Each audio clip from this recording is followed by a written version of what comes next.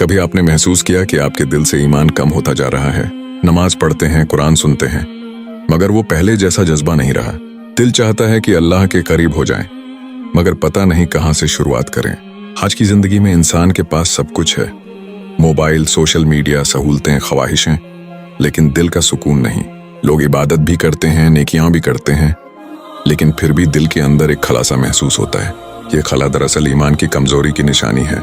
ईमान वो ताकत है जो इंसान को टूटने नहीं देती, जो उसे बुराई से बचाती है और जो मुश्किल वक्त में उसे साबित कदम रखती है।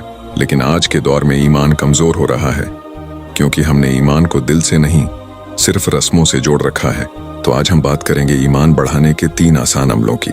ऐसे अमल जिन्हें अगर आप मुंतजिम अपनी जिंदगी में शामिल कर लें तो न सिर्फ ईमान बढ़ेगा, बल्कि जिंदगी का मकसद, सुकून और अल्लाह का क़ुर्ब तीनों आपके दिल में उतर आएंगे।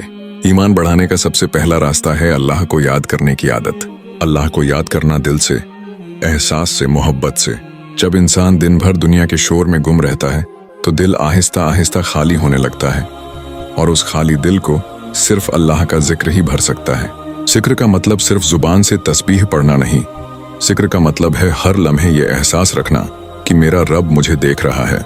जब आप सुबह उठते हैं और दिल ही दिल में कहते हैं अल्हम्दुलिल्लाह, मैं आज भी जिंदा हूँ, यही ईमान का आगाज है। जब आप बाजार में, गाड़ी में या किसी तन्हाई में अल्लाह को याद करते हैं, यही ईमान की ताजगी है। जिक्र रूह को धोता है, ये दिल से गफलत, हसद, गुस्सा और बेसुकूनी को साफ करता है। जो शख्स दिन में कुछ लम्हे अल्लाह के नाम में गुजार लेता है, उसकी रातें बेखौफ होती हैं और दिल पर एक अजीब इत्मीनान छा जाता है। आप ये अमल बहुत आसानी से शुरू कर सकते हैं। रोज सिर्फ 5 मिनट फोन बंद करें, खामोशी इख्तियार करें और दिल ही दिल में कहें, या अल्लाह, तू ही मेरा रब है, मैं तेरा बंदा हूँ। ये चंद लम्हे आपके ईमान में वो रोशनी पैदा करेंगे जो किसी किताब से नहीं, सिर्फ दिल से आती है। ईमान बढ़ाने का दूसरा अमल है कुरान और इल्म से जुड़ना।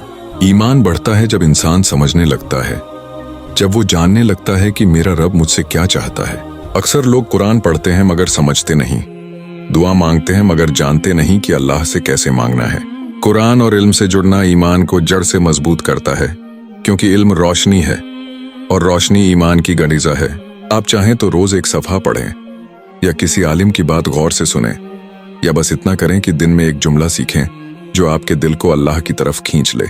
मसलन ये सोचना कि अल्लाह हर हाल में मेरे साथ है, ये इल्म है। और जब ये बात दिल में बैठ जाती है तो ईमान खुद ब खुद बढ़ने लगता है।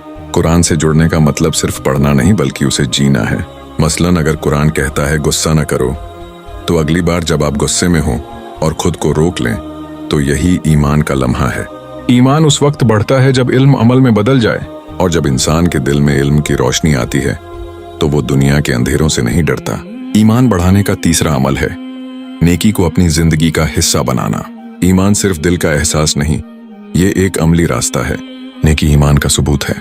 जब आप किसी गरीब की मदद करते हैं, किसी के दुख को सुनते हैं, या किसी पर जुल्म होते देखकर खामोश नहीं रहते, तो आपके दिल में ईमान बढ़ता है।